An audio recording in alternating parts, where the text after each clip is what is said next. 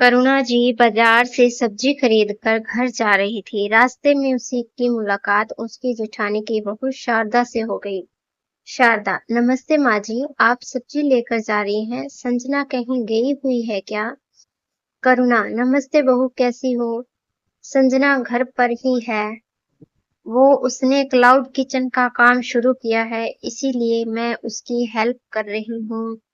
शारदा, माफ करना माँ जी, लेकिन अभी कुणाल जी की शादी को 6 महीने ही हुए हैं और आपने अपनी बहू को सिर पर चढ़ा लिया है। वह सारा काम आपसे करवाती है। करुणा, नहीं बहू, ऐसी बात नहीं है। हम दोनों मिल बांट कर काम कर लेते हैं।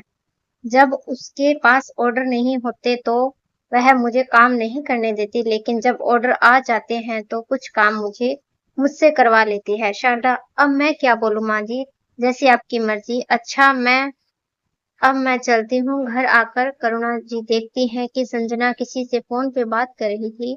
वह बात खत्म करके करुणा जी के पास आ गई।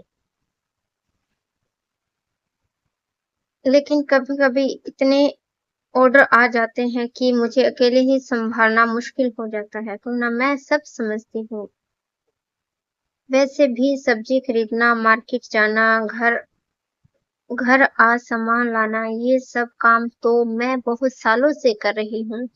परेशानी कैसी? तुम बस अपने काम पर फोकस कर। जा, एक कप चाय बना ला। दूसरी ओर शारदा अपने घर पहुंचती है और अपनी सास रश्मि जी को सारी बात बताती है। रश्मि जी, मैं तो पहले ही जानती थी। मैंने तो शादी में ही कह दिया था कि बहू के लक्षण सही नहीं है। देखा नहीं था स्टेज पर कैसे अपने दूल्हे से हंस हंस कर बात कर रही थी। मेरी देवरानी सीधी सी है तो उसे नौकरानी बनाकर रख लिया है। खैर, हमें क्या, वो जाने अपने घर की। लेकिन तू ये मत समझियो कि मैं तुझे भी इतनी छूट दे दूंगी। शारदा, नहीं माँ जी, मैं तो बस आपको इसलिए बता रही थी कि मुझे चाची जी को देखकर तरस आ रहा था। एक दिन करुणा जी खाना खाने के बाद दोपहर को आराम कर रही थी। शाम के समय डोरबेल बजी। संजना ने गेट खोला और सामने अविनाश जी खड़े थे। वे अंदर आकर बैठे। तभी करुणा जी बाहर आई और बोली, करुणा जी, आप बहुत जल्दी आ गए। संजना, अपने ससुर जी के लिए चाय बना ला। अविनाश जी, रहने दो, चाय नहीं चाहिए। आज भाई साहब से मिलने गया था, उनकी तबीयत थोड़ी खराब थी, राकेश ने बताया था। करुणा जी, क्या हो गया जेठ जी को? मुझे भी ले चलते साथ में। अविनाश जी, नहीं, ऐसा कुछ खास नहीं था, बस थोड़ा सा बीपी बढ़ गया था। राकेश नहीं आया था अभी तक। करुणा जी, राकेश आज देर से आएगा। अविनाश जी फ्रेश होकर अपने कमरे में बैठते। अविनाश जी, करुणा आज भाभी कह रही थी कि तुमने अपने बहू को सिर पर चढ़ा लिया है, घर का सारा काम करुणा से करवाती है। करुणा जी कुछ बोल पाती इससे पहले संजना कमरे में आ गई।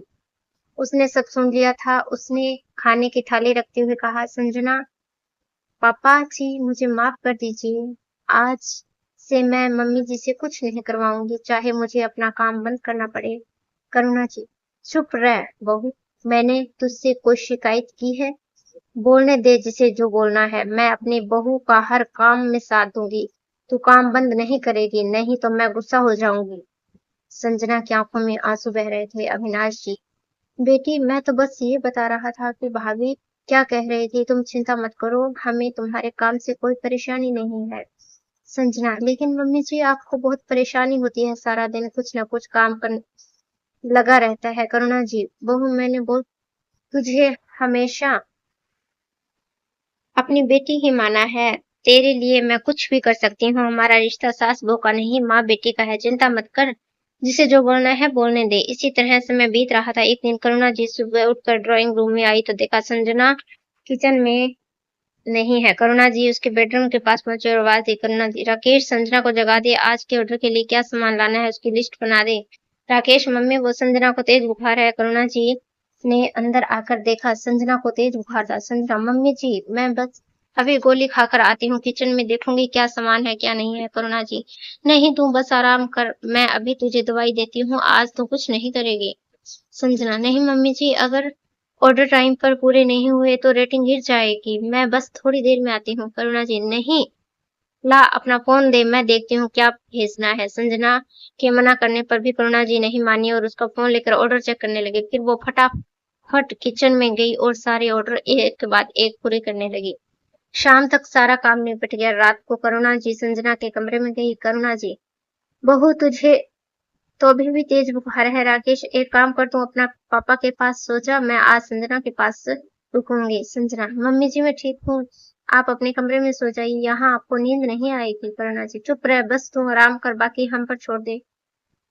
करुणा जी रात भर संजना की देखभाल करती रही। सुबह तक संजना बिल्कुल ठीक हो गई थी। करुणा जी सो रही थी। संजना आकर उसके पास बैठ गई। वह मोबाइल देख रही थी। उसकी आंखों से आंसू बह रहे थे। करुणा जी, अरे पता ही नहीं चला कब नींद आ गई। तू क्यों रो रही है? तू ठीक तो है?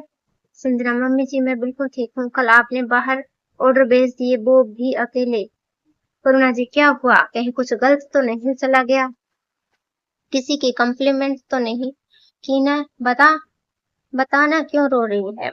संजना, मम्मी जी आपका बना खाना कस्टमर को बहुत पसंद आया, सबने अच्छी रेटिंग दी है, मुझे गोल्डन मेंबर बना दिया है। आप दिन भर खाना बनाती रही और रात भर मेरी देखभाल करती रही। करुणा, हे भगवान, तूने तो डरा ही दिया।